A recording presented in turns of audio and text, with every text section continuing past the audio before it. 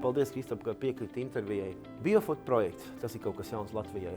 Un tā ir jauna pieeja, kā mēs veicinām inovācijas. Pēdējā Nobel prēmija bija tieši par to, kad, lai varētu attīstīt ilgspējīgu ekonomiku, mums ir jāveic inovācijas. Kā tu redzi, kā universitātes var palīdzēt šajā jautājumā? Es domāju, vienam no noslēpums, ka modernas ekonomikas stūrakmeņs ir inovācijas un jauni produkti. Un tieši universitāte ir tas centrs, kur šīs inovācijas top, un tas centrs, kas palīdz šīs inovācijas iznest tālāk uz tirgus.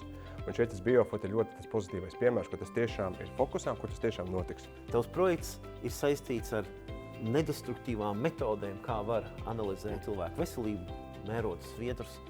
Pastāsti vairāk par to galveno ideju. Ir ļoti daudz cilvēku, kur nevar nodot tik daudz asins analīzes, cik tas būtu nepieciešams. Piemēram, jaundzimuši bērni, veci cilvēki vai kroniski slimi cilvēki. Mūsu projekta mērķis ir izstrādāt metodes, ka mēs varam iegūt informāciju par veselību, izmantojot sviedrus, kas ir iegūti neinvazīvi. Aizliksim mazliet nākotnē uz priekšu. Es esmu pacients, atnāku pie ārsta, un viņi saka, ka mums ir jauna metode, ko izstrādāja Kristaps kopā ar savu komandu. Kāda tā procedūra būs?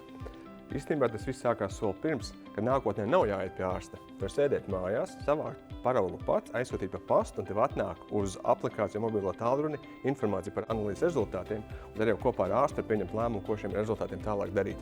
Tas nozīmē, pēc būtības mēs varēsim apkalpot vairāk klientus, tāpēc, ka ne visiem ir iespēja aiziet pie ārsta, tas ir dārgi, un tad to var darīt mājās, tā es saprotu. Tieši tā, tas, ko parāda jaunākie pētījumi, ka mēs varam uzlabot cilvēku veselību, ātrāk diagnosticēt slimības, palielinot pieeju veselības servisam. Un šī būtu viena no tām metodēm, kas to tiešām nodrošinātu. Tagad atgriežamies tajā fāzē, kur tu esi savu projektu, tu sāc jau pirmos prototipus izstrādāt. Un tad ir, protams, tas, ko mēs saucam par to smagāko posmu.